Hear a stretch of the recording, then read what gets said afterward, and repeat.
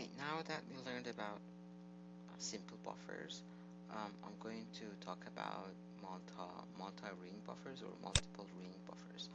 Um, for that, we need to go and find multiple ring buffer tool.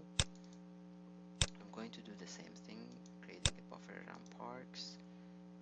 Again, giving a name. Um, this time I'm going to call this multiple ring, and here we have the option to add rings. So I'm going to say 500,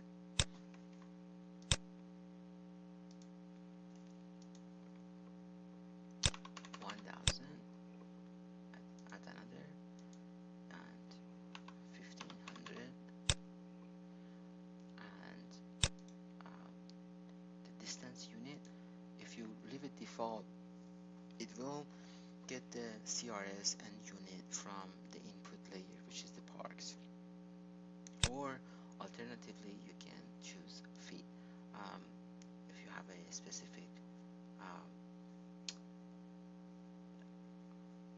unit in mind, then you also can create some fields that start with distance, buffer distance field name.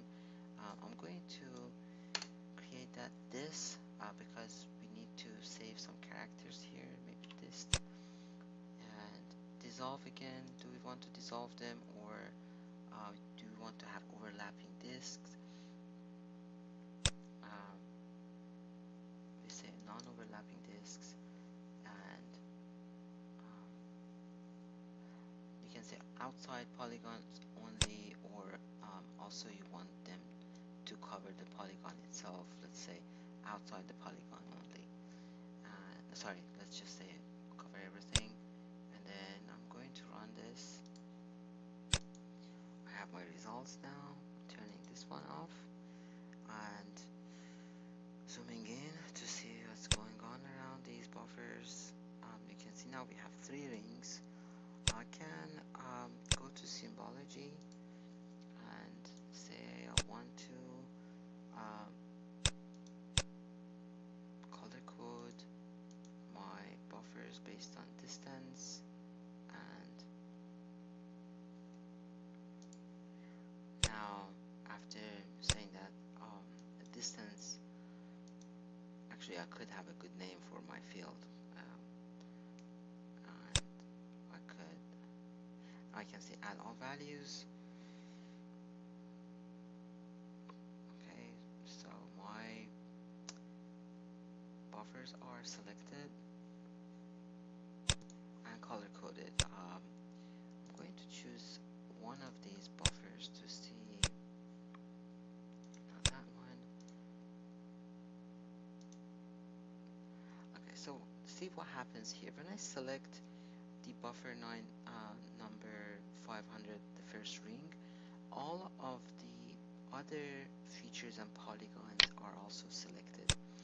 And if I go to the properties of my layer, you can see that also I have only 3 features: the feature of 500, 1000, 1500.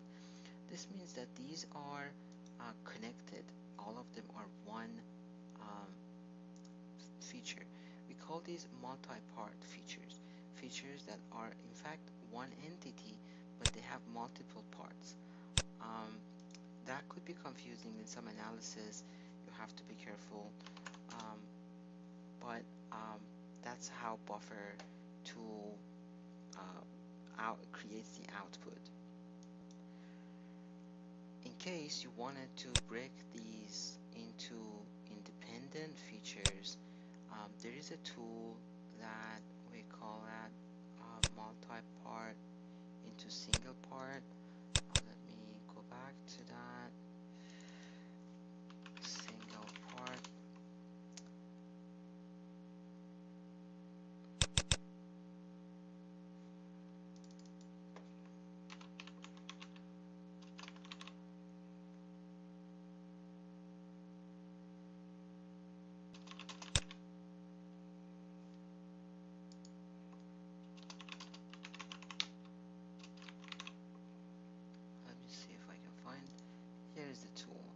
data management tools.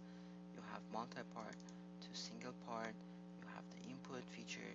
You specify where the location of output feature are going to be, and this will generate a new layer for you. And in that layer, all these features gonna be independent from each other, and they all gonna be um, you can select them separately. So this ring won't connect, won't be the same as this one. Won't be part of this ring, because now if I calculate the area for um, this layer, the area of each ring gonna be huge because they're all part of a one monster feature. So you can use multi-part to single part